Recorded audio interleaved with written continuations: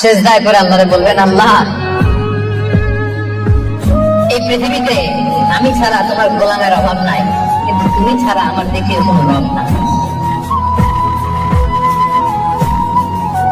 চোখের পানি ছেড়ে আল্লাহরে ডেকে বলেন, আল্লাহ এই জমিনে আমি ছাড়া তোমার গোলামের কোনো অভাব নাই, কিন্তু তুমি ছাড়া দ্বিতীয় কোনো রব আমার নাই, তুমি ছাড়া দ্বিতীয় কোনো জায়গায় যাওয়ার সুযোগ আমার নাই।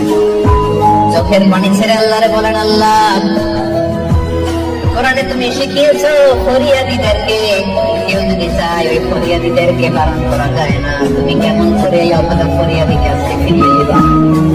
চোখের পানি ছেড়ে আল্লাহর কাছে যা, সব তিনি দিয়ে দিতে পারেন। চিল্লায় বলে ঠিক কিনা?